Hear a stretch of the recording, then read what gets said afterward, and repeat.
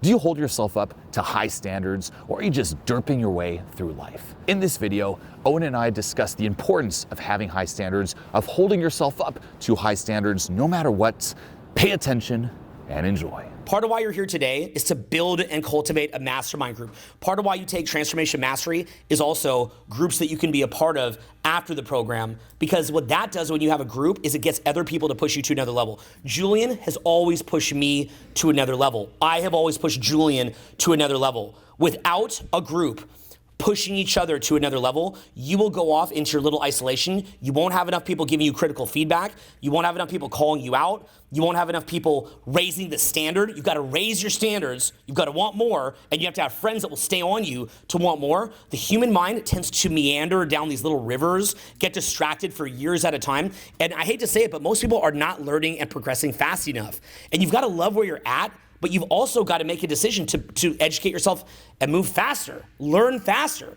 Guys will say, oh, like everything happened for a reason. That's a very powerful understanding that everybody should learn. But there's another paradigm even beyond that, which is to say, rather than saying everything happens for a reason, say, you know, maybe that didn't have to happen. Maybe I could have been learning at 10 times of a faster rate. Yeah, that happened to me, and what am I gonna do with it now? Like, look at even that as a difference. Everything happens for a reason, but you could even, and that's your first paradigm to release. Because you're not like, it happened to me. It happened for a reason, it happened for me.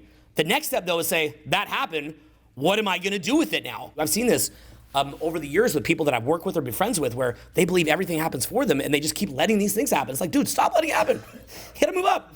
So you wanna move up faster. So the other thing I'd add then is you need to have people around you that are holding you and pushing you to higher standards. Otherwise, you will wind up like the default. The people who you see at this like high levels, the people that would be buying the $10,000 Tom Ford or Dolce & Gabbana jacket, those people typically are in mastermind groups, guys. And in Los Angeles, there's a mastermind group called EO, Entrepreneur Organizations. Maybe 5,000 here to be part of it. And you're around a lot of other top entrepreneurs and you're always collaborating. There's groups like the Summit Series where you wind up meeting top politicians, actors, business people, stuff like that, top activists. I've been part of those too. And around these people, you feel very small.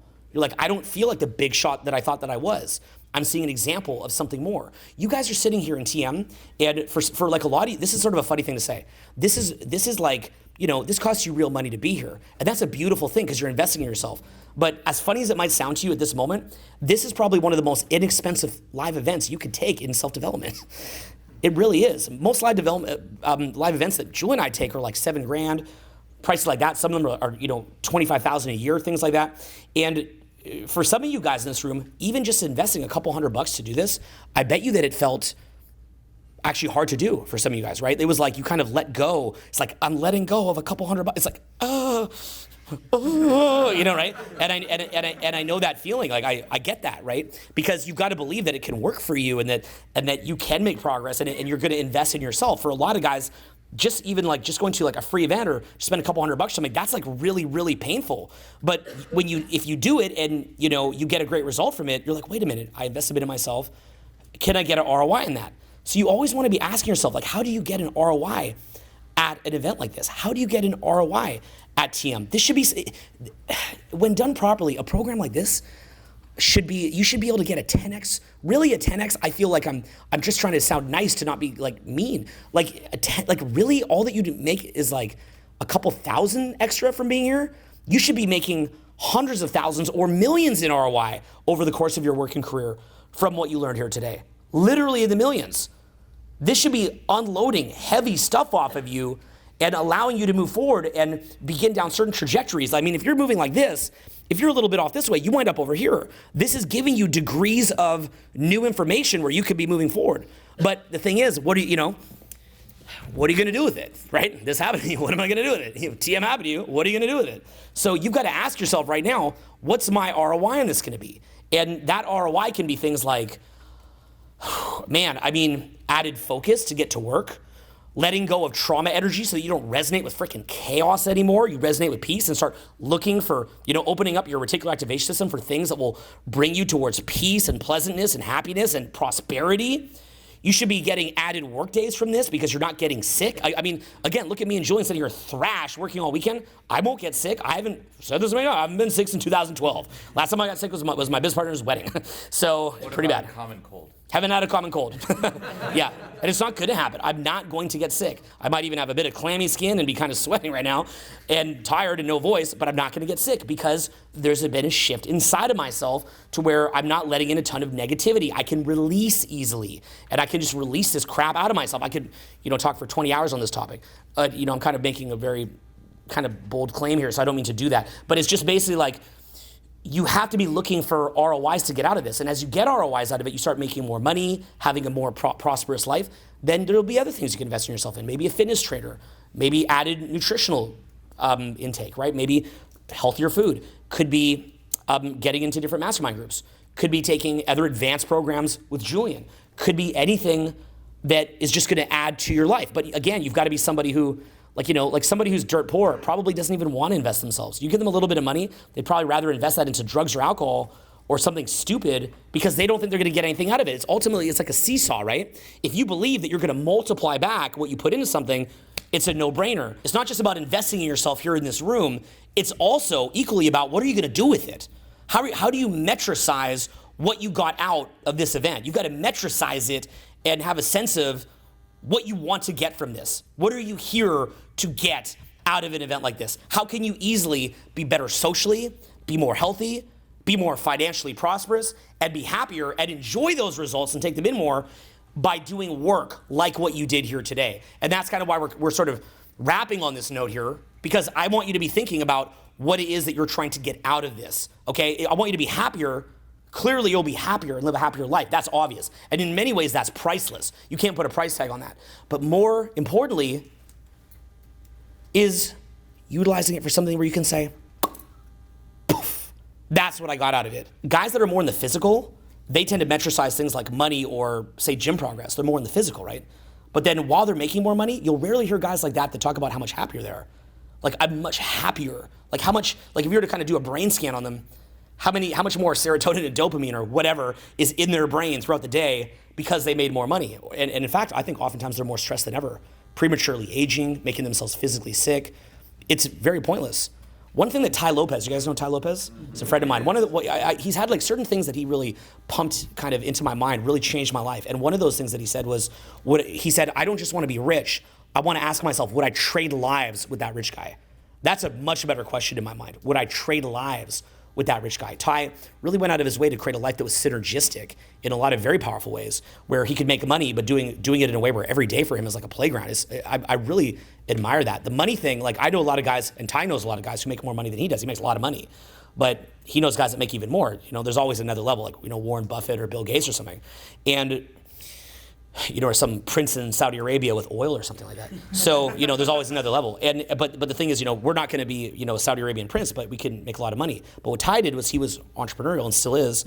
And he said, would I trade lives with that guy? I love metricizing it like that. Is it enjoyable what you're going through? You could argue that maybe like some really hellish day of 8 hours, as long as the other 8 hours was incredible and it was like you're so rich or something, maybe that would balance itself out. And I suppose there could be a life like that, and I don't want to discount that. But I also believe that you do want to, barring something really extreme like that maybe would make sense, I think that ideally you want to enjoy or at least find contentment or satisfaction, real satisfaction in what you're doing day to day. And a lot of that is from being aligned to what you're doing, but it's also your state of consciousness, which is something that we work on here today. So the two sides of it is that I think that a lot of guys that focus purely on just making money, they fail to metricize their happiness. They're doing narrow metrics. And likewise, a lot of guys who are focused on spiritual growth or inner growth or personal transformation, they don't metricize what they're learning from it. I've seen a lot of people who might do, say, hallucinogens, and they'll have a really wild time on that. And they feel that it really opened their eyes and helped them to experience life better. And one thing that I've often said is like, well, what did you do different now? Like, what's different, or what is it? And oftentimes what I've seen is people who go down that rabbit hole keep doing more hallucinogens again and again and again. And everybody should make their own choice, and that's cool. But I just kind of feel sad, as you can probably tell by my demeanor when I see something like that. I'm like, yeah, I mean, I get it. You take mushrooms, maybe it didn't automatically make you a millionaire. Some people say Steve Jobs took LSD. He credits some of that with his design work. But I see a lot of people do that. They're not metricizing it. You'll see people in spiritual growth also who do the same thing. Maybe they attend an Eckhart Tolle seminar or something. They're more present now. Okay, well, that's awesome. You enjoy life more. That's priceless. That being said, though, what are we gonna do with that? Like say that you're more present, maybe you can handle more responsibility now. You can give more, you can contribute more because you're more centered and you can handle more responsibility. Maybe you get sick less. Maybe you have added concentration and you can focus more to read, self-educate, and so on and so forth, which, you know, I think that's like really beautiful thing. But it's important because I see a lot of people, I live in Los Angeles, often I go to Erewhon. Anyone ever been to LA before? Who's ever been to LA? You guys? Okay. So there's like a grocery store there called Erewhon. And you know, it's one of those like only in LA or New York kind of places, right? But I see a lot of these same people there and they're sitting around having spiritual conversations and talking about higher consciousness and whatever. And it's pretty cool. But I just kind of see them there every year, year after year at Erewhon. And what I commonly see is these same people are really struggling financially. And the really interesting thing that I see also is that disowning of finance, as an example, also other things too, but let's just stick with finance. It causes it to come out in these really creepy, perverted ways. A lot of the people who've done the most kind of scammy, weird stuff to Julian and I, just behaved in really creepy, scammy ways, have been woo-woo spiritual people. The joke that I always give is I like to hike Nepali Coast, and there's a lot of people who are kind of like off the grid there. It's an island in Kauai in Hawaii. You hike along the beach about 11 miles. There's no cell phone reception. It's very hard to get into. There's a lot of off-the-grid people there. They're very spiritual. And, you know, you meet them, you're like, hey, what's up, bro? Oh, hello. You're like, what's up, man? This place is dope. They're like, it is the infinite. You're like, cool. What's your name? My name is Harvest Moon. Sweet. Where are you from, Harvest Moon? We're all floating in space. Right? I'm like, Iowa? Yes. You know, right? You know, so, you know, is your real name Fred? Yes. So, you know, and like, I'll just go camp that night and I've got my food that I've hiked in painfully. I'll wake up in the morning like my granola bars are missing. I'm like, where's my fucking granola bar? I'm like, Harvest Moon! You know, you see Harvest Moon in the corner like, right, it's mine! You know, the universe is abundance. You brought me the granola bar, right? Like, it's always the guys that are really spiritual that I brought in like the back, not the front end of my team, but like the back end of my team, where like I look at the hours they're billing, and they're billing like 16-hour days on like a random Wednesday when I haven't seen them in a month, and I'm like, how do you possibly, like, why am I having a correct billing like this? Like, you're supposed to be this like good person about sharing in abundance. I think they really think that like the universe of abundance, like gave them, we have an app called Time Doctor we use. It gave them this app and it's just like the free money app. And they're just like, I would like to order free money, you know? And they just type it, they're like, the universe is abundant, huh? And I think they really believe that. And, you know, it gets pretty awkward because you're like, hey man, yo, Harvest Moon, say I hired him or something. Yo, Harvest Moon, you know, you just stole, you know, $400 from me.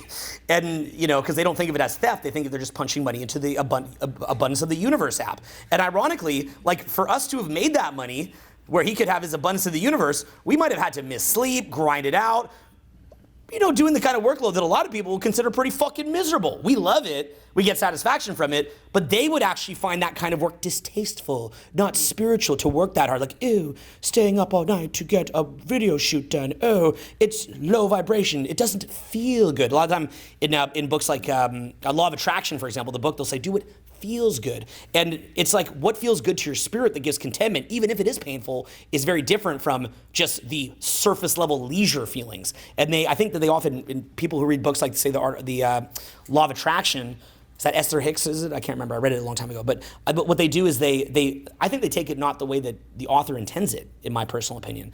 There's a very big difference between what is satisfying but could be painful. You know, a woman gives birth, it's very painful, but it's satisfying. So there's a lot of things that you can do that in many ways, a lot of this inner work that we do lets us do a lot of painful, difficult things, and yet we can sub in our own emotion. We can generate our own emotion through it and do things that are harder and challenge ourselves. So that's where, like, when I say you want to metricize it, that's what I'm talking about, because otherwise it becomes a little bit too much like the guy that does shrooms every weekend and thinks he's evolving. And I've seen guys that do this, they go so deep down this rabbit hole, they're disconnected from reality. Like, these guys need to go take like an accounting course or something. They don't need to go do another thing again on the weekend, right? Like, you know, another ceremony or what have you. You really want to have the ability, regardless of whatever lifestyle you have, you want to have the ability to create your own psychedelic journey of life while being sober. And what that means is that you're actually looking at life in a different way. You're seeing the bigger game that's being played in your life. There's a bigger game here. It's not just how many points did you get on a scoreboard. That's too narrow of metrics. There's a bigger game that involves your own growth, your evolution, your contribution. at events that are unfolding in your life that have a bigger meaning. And when guys don't see those, it's very deadening and darkening for them. And you might say take a hallucinogen to see the pink dragon, so to speak, or whatever floating around. All that you need to do, you're sitting here in Chicago, all that you need to do is walk out of this room and you will see some of the trippiest shit. I mean, I will literally come here just to stare at the architecture. I will stare for hours. Look at my Instagram story this morning. I'm literally running around till 10 in the morning just looking at the buildings. Oh my God, that shit's fucking trippy, bro. Look at the fucking bean. Have you guys seen the bean? What the fuck is that? Like literally, I walk under, I'm not kidding you guys. Like I walk under the fucking bean. There's probably this guy did a lot of shrooms. The guy that made this fucking thing. Like, have you guys seen, we have a reception there? All right, look at this, look at this thing that I'm walking under. There's multiple of me, come on, dude. Wake up, guys, okay? Say that with me, wake up. Wake up. Okay, wake the fuck up, okay? Look, you're in, the world is a trippy place. Look at the sky for a minute. Look at the clouds for a minute. Look at the lines in your hands. Look at the different spotches of slightly more blood than others. Look at your gums. Have you ever stopped to just look at your gum and how your gum houses your teeth? Look in your pupil. See the little lines in the pupil. Look at the little eyelashes. Look at those marks on your skin and how they're changing as you've got older. Smell your actual skin. What's on it? What moisture might be on it? What's there, right? Touch a table. Feel the texture of it. Feel into your shoes. Wiggle your toes around. Feel it, okay? Feel it around. Feel the fact that you're breathing in some weird gas. Oxygen. Oh, breathing it in. And if you don't breathe it in, you're like, ah, right? And then you're constantly doing it by reflex. Consider the fact that you jerk off every day and just pump it and go, and that your mind turns off and that you have to clean it up by a Kleenex, a sock, or a shower. Think of what's under your bed. Think of the fact, think that you take a shit and shoot excrement from food that you're eating. You eat the food, tasty, and then it comes out and it's digested by bacteria that you need to ingest in your stomach. They call that probiotic. Look at the fact that the sky is a bright blue, the different color variation on that sky. Consider the fact that you're alive and soon you'll be dead, and that the length of eternity itself. Start thinking about these questions, okay? Or, look at your bank, see how much cash you made today. Could be a little easier, okay? And why do we do that? Why do we need to look in our bank account or say how much bigger did I get in the gym today or whatever? Because it lets you obscure the bigger reality. It lets you hide from these frightening, grand questions. It lets you hide from the massive significance of your life and what you're a part of. And our society so much trains us and conditions us to be in that reality that often a lot of people do need to go on some crazy trip just to look at something anew, to see it for the first time.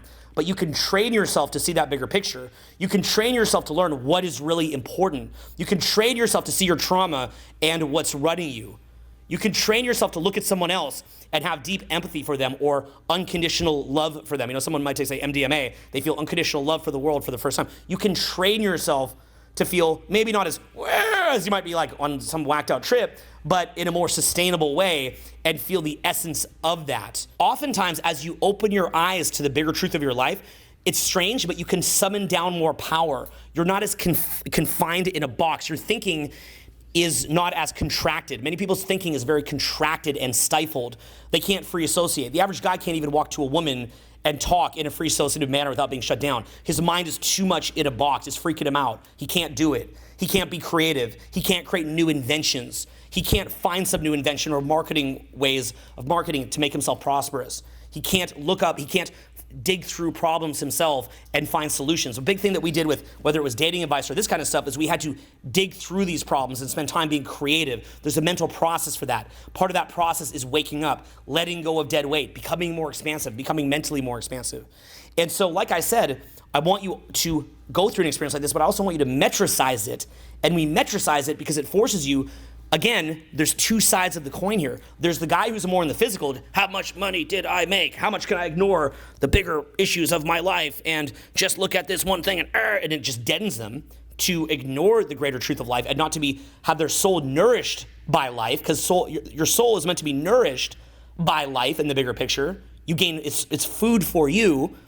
And then in addition from that, you see other people on the other side of it, there's so much focus on the mind, their consciousness, they're untethered. And they wind up doing little scammy things or negative, like that need for physical fulfillment, like money or things like that, it winds up coming out. So when we say that you want to metricize your progress in this, you want to use these new expanded ways of thinking, this expanded consciousness, you want to use that to engage the world. Think of the cross, like in Christianity, the cross, you have depth, but you also have breadth. And that cross point, that's the merger. That's the art of life right there.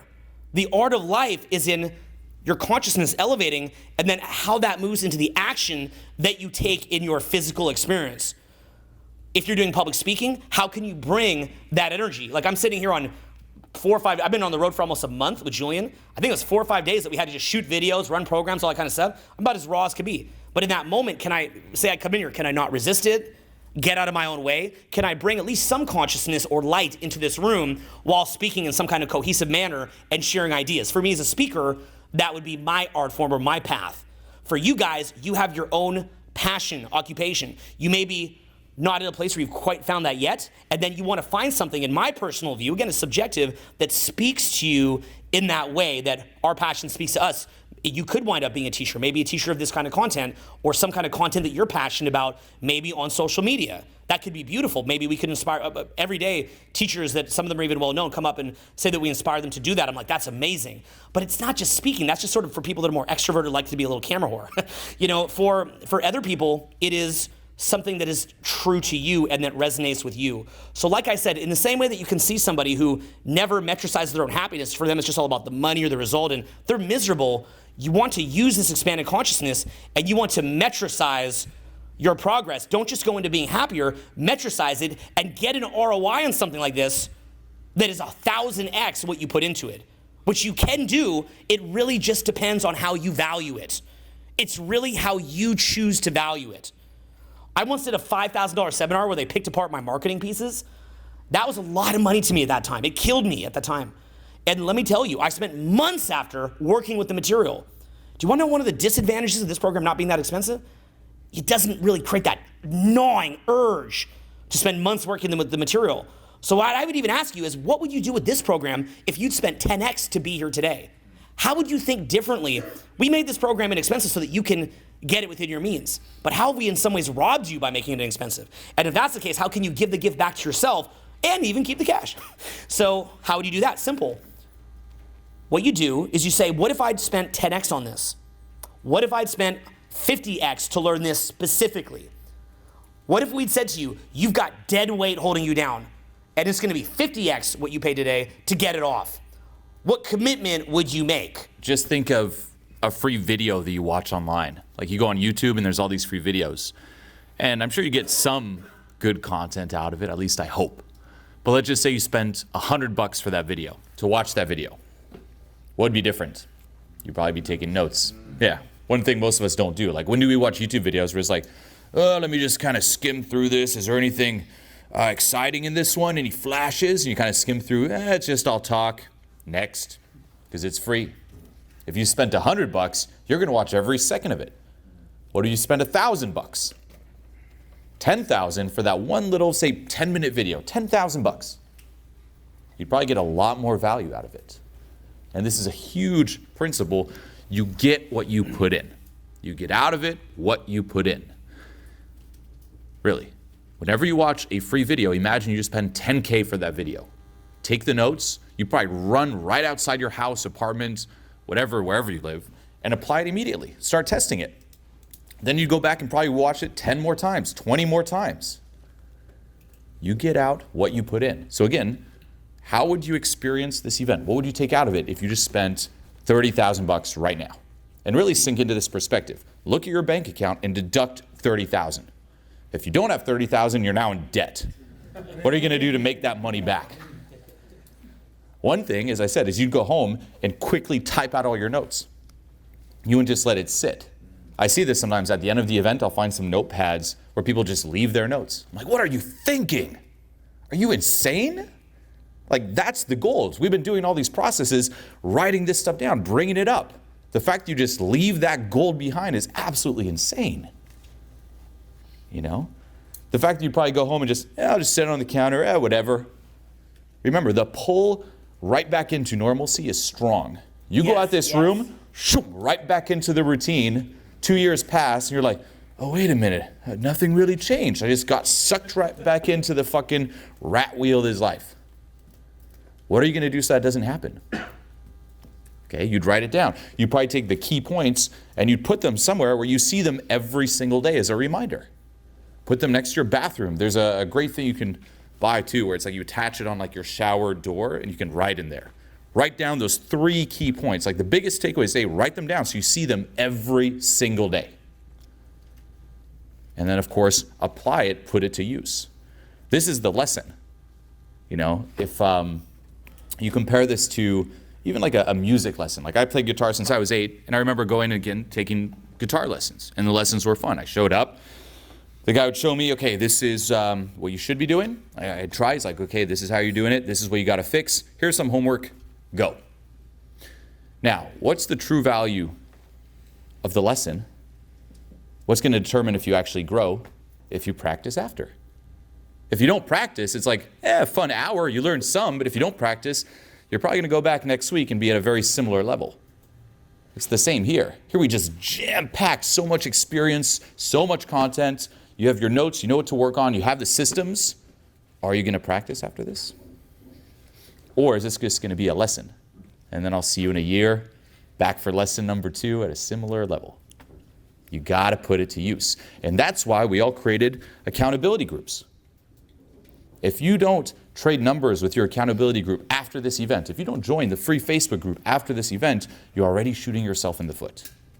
Okay? And as he said, be careful of binary thinking and divisive thinking, because that's what we're really conditioned on here. You see it in the news with politics. It's like, it's this or that, right? It's either or. We see it everywhere. You got to pick one because it can't be both. Why? You see it even in self-help on YouTube. It's money or spirituality. Which side are you? Are you red or blue? That's literally the thinking, right? Why not both? Do you notice how much blockage there is to both? Each side is dissing the other side. What you see in politics, you see on YouTube in the self-help world. You'll see spiritual people saying, you know what? Look at all those money people. They have no soul. Look at them. They look miserable. Then you see the money people. You know what? Look at those spiritual people. They're just in their shitty apartment with their shitty little camera, saying they don't need money, but look at that shithole. Is that what you want? To live in a shithole? You're like, Do you notice that people who are broke often use moral high ground as an excuse, and people who are miserable from working too much will rationalize. They'll go buy like a Cartier watch that's really the same thing as a regular watch, but it's incredibly expensive because they almost need the watch to be expensive to justify the misery they're in. Like, I'm freaking miserable, but I can afford this and they can't. And many luxury goods actually provide a way for rich people to rationalize their lifestyle decisions. But likewise, moral superiority. Oh, anybody who's successful had to cheat to get there. The successful people are doing some kind of scam, which can be true at times, and that's what makes it seductive, because you can focus on these certain examples, but then they de-emphasize all the examples of really great people who found a way and to do it in an ethical manner. And like I said too, it's like some people will be inspired to not, say, make that much money by whatever standard. And that's fine, as long as it's your standards. But you can usually tell if you look at the person. If you look at that spiritual person who's like, you know what, I don't really need money. There's kind of like this a subtle tenseness underneath that energy. You know, they're kind of disconnected, but you just sense there's a little bit of bitterness. Similar to someone who's too positive. You ever see that? Especially in the self-help world. Like, just really positive. But there's this undercurrent that's a little off. That's what you have to look for. The offness. The person who's like, say, really spiritual, like, hey, just align your chakras. Yeah, I don't have money for rent, but those chakras. How do they feel under that? Is there like a little offness? The person's like, it's about results, like that. It's like, is there a little offness? You know, not about what they're saying. What about both? But is there an offness? You want to train yourself to read the energy of who you're receiving from. And once more, instead of this or that, either or, why not both? And this is why, as a little side note, I get this question sometimes like, Julien, what's with the Gucci. You ever ask yourself that? Why just like so over the top, I look like a fucking clown? Why? Because I literally was so pissed off at this either or. I'm like, how can I just be the most obnoxious mix of the two? He's basically an internet troll. He's literally, it's like, what could be like the most obnoxious brand? Gucci. Because there's like, Gucci, like you just read it everywhere. It's like colorful as shit, expensive as fuck, and yet what do I preach? Let go. and it pisses everyone off. They're like, but like the spiritual crowd's like, but they're Gucci. And then of course the business crowd, they're like, yeah, but the spiritual, they don't make money. It's like this weird mix. Like, it's as if like, it's as if Hillary and Trump had a baby. And no, I'm kidding. That would be the worst. That'd be an interesting baby. It's the mix of the two. We're trying to actually create a new niche. I don't know if you guys knew that. This is pretty important what we're going to tell you. If you want to consider the sources that you're learning information from and great teachers, say that you're a teacher. Okay, this is something that you guys probably don't know. This is pretty cool stuff. If you're a new teacher, say you go to YouTube, the way that you build your channel is you specifically look up what is being searched for. You do what's called SEO, search engine optimization, and you do a title as well as tagging, and it's titles, tags, and a clickbait, and a description, and clickbait thumbnail. And if you do that properly, if you do the right combination, you could have a small channel and have tens of thousands or hundreds of thousands or even millions of views on your video. I'm sorry, Tyler, can you say that one more time? How do I do this? That's a great question. Yeah, it's called SEO. You study it. Yeah. If you do a YouTube video, if you have to understand that, like when we use, say, clickbait, we understand that if you're a hardcore fan of what we teach, you find the clickbait to be obnoxious. But you have to understand that our video, like those cameras back there are worth a lot of money. The cameramen flying in here costs us a lot of money. It's a lot of investment, bro. Like, it's cool to lay back and be like, well, it's like Tyler and Julien, like they're like crushing it. Like they could just do it. Like with our blessed water. Yeah, like it's hard for us too. Remember, no one's cut from a different cloth. When we run up huge bills like that, $2 million a year burn rate on video output, it's scary for us too. It's scary to run up a burn rate like that, especially with how interesting YouTube is getting these days. So what you basically have is that it's scary stuff, and you want people to see it, right? So I understand a core fan might see a little clickbait or something, and they say, why do they have to do clickbait? It's like, look, if you're a core fan, excuse me when I spent $40,000 to put this piece of content together and a lot of my time that I'd like people to see it. And if you're a core fan, could you please excuse me and let me hit some new viewers that maybe don't know me as well as you do? You know me, so you know the content inside is gonna be the best I've got. You know, like, I mean, if you guys understand how obnoxious I am, if I get a video and I don't get it the way I want, it is probably the single biggest trigger that I have. I will start to feel knives entering into my heart, repeatedly being stabbed when I don't get it to look like how I want. We spent 6 hours shooting a video the other night. I told him to delete it. And it's an incredible video. 6 hours in the cold, by the way, like running in and out. So we'd be like filming 5 minutes, and I couldn't feel my feet, and it's like, run inside, and the whole team would sprint inside. We'd warm up, like blast hot water on our feet, run back out, film 5 minutes. We come back, you'll see the video, I'm gonna put it out. It looks stunning, except in 1 to 2 shots, the panning camera doesn't get the very top of the buildings. New kid. And again, what's the reaction? It's bullshit, this is trash, we gotta redo it, let's go. Let me tell you why. And we actually did redo it, but with another topic. In a different topic, and it looks so sick. So, but the thing is, part of why I do, there's a couple sides. That part of why I have that mechanism, it's a don't let yourself fail mechanism. I think a lot of people don't. Some people care too much, maybe me, but some people also don't care enough. And so what happens is that I understand that so one rule that I have is every city that I go to, I shoot the best video that I'm capable of in the 4 days that I have, when I'm in that city, 4 to 5 days that I have. And it is so time consuming to be doing our free event, our paid events, our in-field coaching events, and video shoots all in the same weekend. It's exhausting. When I shoot out to any video shoot that I've ever done, I am dragging myself out there in pain. So I have this strong anchor that says, come hell or high water, that video is getting shot before you go home. It's not a should, it's a must. Because I've had it before where I was like, man, this is just getting crazy. I'm not doing a video this weekend. What do you think happened the next trip I did? Didn't do it. What do you think happened the next trip I did? Didn't do it. 3-4 months later, I haven't created a video. Wait a minute. It's probably a very bad idea to let this happen because one time isn't one time. One time is 6 months.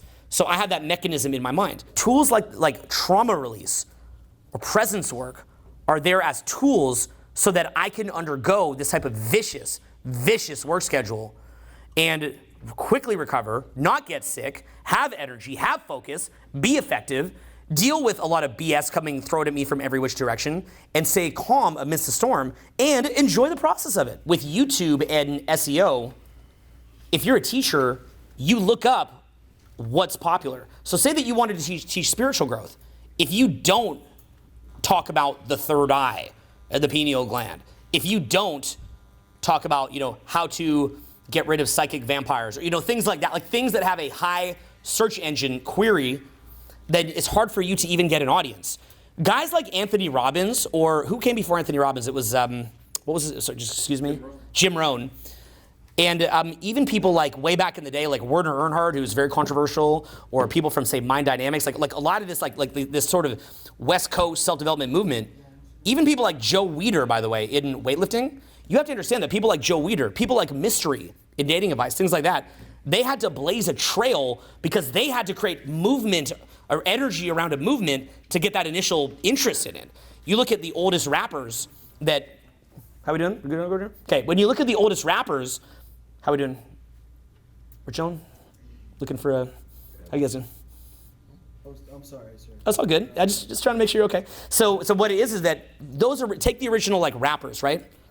I mean, right now is rock and roll popular? You guys remember like Guns N' Roses, Metallica, maybe Smashing Pumpkins? You guys remember that? Yeah.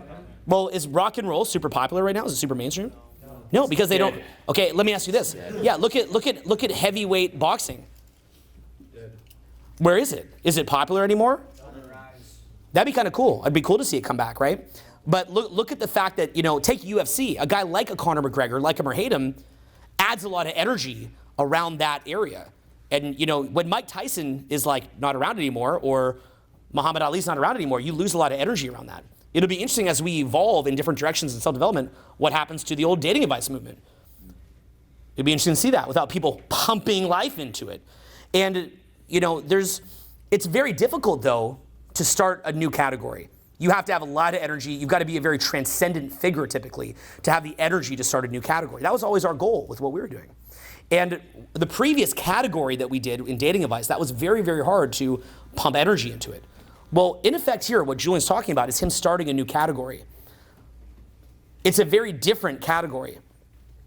The average person tends to be Republican, Democrat. Starting a party in the middle, it's very difficult to do. It's very, very hard.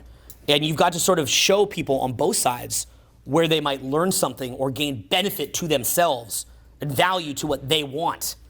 So what Julien's talking about here in creating a new category, there's the types of topics that are on his mind or my mind are not necessarily being searched a lot on YouTube or on a search engine. And you have to actually kind of speak to the people in the existing niche and then sort of move them maybe a notch, maybe just a notch. Just a notch. Maybe, right? Maybe then show another little notch and kind of show how there's even new or expansive or broader ways of thinking that could even have more value to them, right? Because you've got to have the consideration to somebody to speak to them in their language. And, starting a category from scratch, it's near impossible. So that's what really Julien's talking about here is rather than being the Wall Street guy that's just miserable and sort of feeding it, the man who dies with the most toys wins, or the Harvest Moon pineal gland guy. I think that pineal gland thing's kind of interesting. I don't know enough about it to judge it. I'm just making the point, though, that it seems to be, it almost becomes like, kind of like with like Republican, Democrat, there's certain talking points where the person, you see where they start talking about NPCs recently in politics, right? They would say like a left-wing person, they would describe that as NPC, and they'd say it's just sort of like this similar talking point.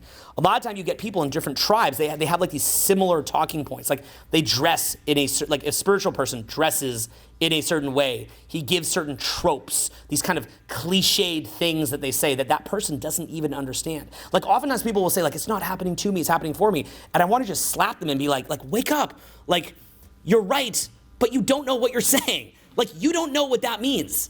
Like, you say that, but you don't live it. It's not about saying it. It's about living it.